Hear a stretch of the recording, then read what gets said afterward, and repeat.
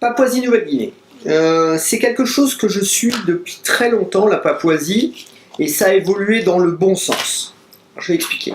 Le problème de la Papouasie-Nouvelle-Guinée, c'est leur méthode, leur méthodologie de séchage, qu'on retrouve très particulièrement dans cette partie, je dirais, où il y a des plantations. C'est des séchages, comme il y a souvent de l'humidité, qui se font de méthodes traditionnelles et qui polluent un peu les fèves. C'est au feu de bois, c'est-à-dire, mais le feu de bois rend un peu vert.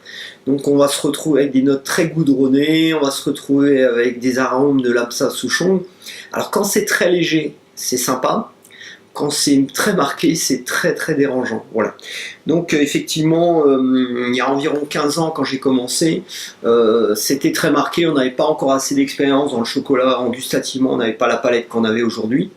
Et effectivement, ça pouvait avoir un côté un peu plaisant, mais ça dépassait un peu les limites, et donc le chocolat était mis sur le côté.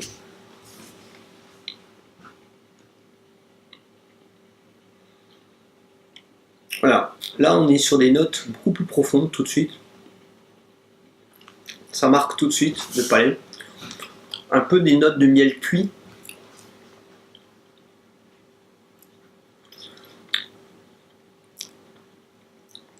Ça vous attrape le palais d'une façon très particulière. Des notes un peu réglissées, assez profondes, atypiques d'ailleurs, un peu café.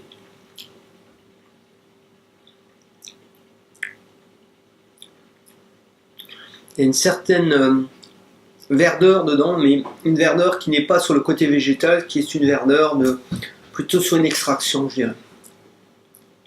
C'est une note de café qui garde toujours en bouche. Et après, cette note végétale goudronnée, je dirais, voilà. C'est un peu ça, sans vraiment... mais le goudron dans le bon sens du terme, c'est-à-dire quand c'est du goudron végétal. Ça, c'est des choses que je pense que peu de gens connaissent. Moi je connais bien le goudron végétal, mais c'est assez intéressant. C'est une note très particulière et il est bien dans sa catégorie, je dirais, de chocolats qui ont des choses à dire et intéressantes, qui peuvent correspondre à certains types de palais. D'ailleurs, pour moi aussi, très intéressant en termes de fabrication, parce que ce sont des goûts... c'est un chocolat qui est vraiment tout seul, je veux dire, il n'a personne autour de lui qui va dans le même esprit.